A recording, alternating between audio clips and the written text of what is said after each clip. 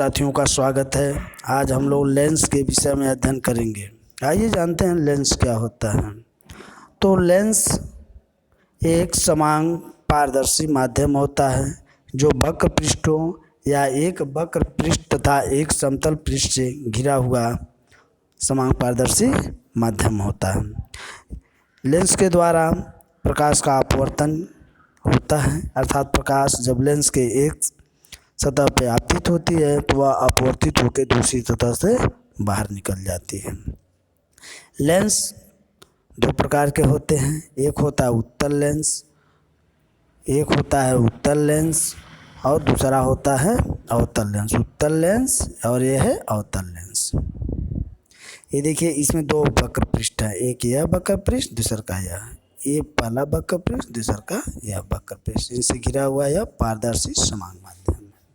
अच्छा, लेंस बनता कैसे है? तो यह कोई कांच का अगर मान लेते हैं भरतु, यानी यह सॉलिड स्फीयर है। यह क्या है? सॉलिड स्फीयर है। और इसमें से हम लोग ऐसे काट लें कोई सेक्शन, तो इस सेक्शन को हम क्या कहेंगे? लेंस कहेंगे। या ऐसे भी हम लोग काट सकते हैं इसमें से सेक्शन, इसे हम लोग लेंस कहेंगे। इस तरह से लेंस का निर्माण होता है।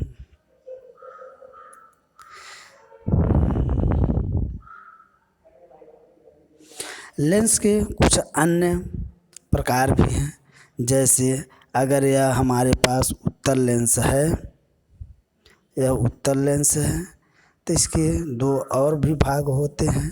जैसे अगर इस तरह से लेंस को बना दें तो इसे पहला पृष्ठ प्लेन है समतल है, दूसरा प्लेनो कॉन्वेक्स लेंस, इसे हम कहते हैं प्लेनो कॉन्वेक्स लेंस।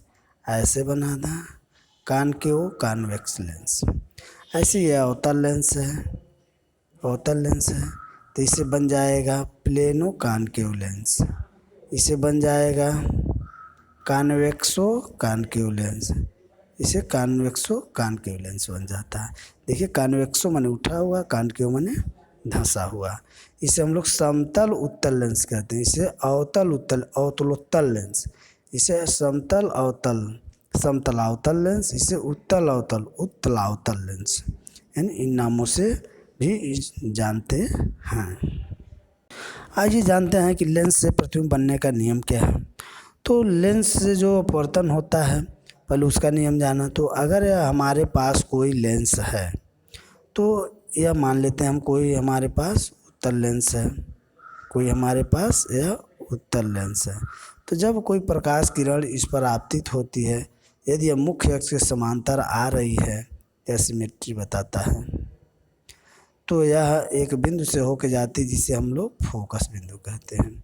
यानी मुख्य अक्ष के समांतर आपतित किरण लेंस से अपवर्तन के बाद मुख्य अक्ष पर स्थित एक बिंदु जिसे हम फोकस कहते हैं उससे होकर के जाती है। दूसरा है कि यदि कोई प्रकाश किरण प्रकाशिक केंद्र पे आपतित हो रही है ऐसे सीधे, तो यह बिना अपवर्तित बिना विचलित हुए चली जाएगी। और तीसरा कंडीशन है कि यदि कोई प्रकाश किरण मुख्य अक्ष पर स्थित फोकस बिंदु से होकर आती है या आती हुई प्रतीत होती है, तो अपवर्तन के पश्चात वह मुख्य अक्ष के समांतर हो जाती है। यही 3 नियम है जिनका प्रयोग करके हम लोग किसी लेंस द्वारा किसी वस्तु का प्रतिबिंब का निर्माण कर लेते हैं। आइए अब जानते हैं कि भिन्न भिन्न स्थितियों में लेंस द्वारा प्रतिबिंब किस प्रकार से, कहाँ पर और कैसा बनता है। तो प्रथम स्थिति है जब वस्तु लेंस के सामने अनंत दूरी पर रखी हो, अनंतता पर रखी हो, यानी वस्तु यहाँ पे अनंतता। हमको मालूम है कि अनंतता से आने वाली सभी प्रकाश किरणें परस्पर क्या होती हैं? समांतर होती हैं। और यहाँ पे ये सभी किरणें परस्पर समांतर तो हैं ही, मुख्य अक्ष भी समांतर आ रही हैं, तो कहाँ से होके जाएंगे? या फोकस से होके जाएंगे। अर्थात हम कह सकते हैं कि अनंत पे रखी वस्तु का प्रतिबिंब कहाँ बनता है? फोकस पे बनता है। और यह कैसा बनता है? छोटा बनता है, वास्तविक बनता है।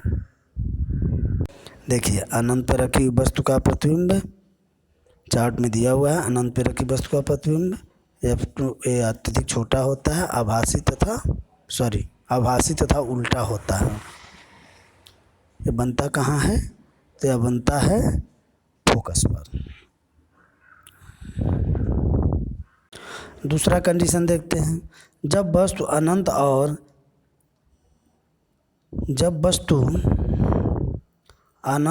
2f के बीच, 2f मतलब C से मतलब है हमारा, वक्रता केंद्र जैसे दर्पण में होता है ठीक उसी तरह से यह 2f होता है। तो 2f फोकस के दुगनी दूरी और अनंत के बीच होता है, तो उसका प्रतिबिंब फोकस और 2f के यानी f और 2f के बीच बनता है। कंडीशन नंबर 3 इसी तरह से देखिए कि जब वस्तु 2f पे होती है तो देखिए इसका प्रतिबिंब लेंस के दूसरी तरफ 2f पर वस्तु के बराबर उल्टा तथा वास्तविक बनता है।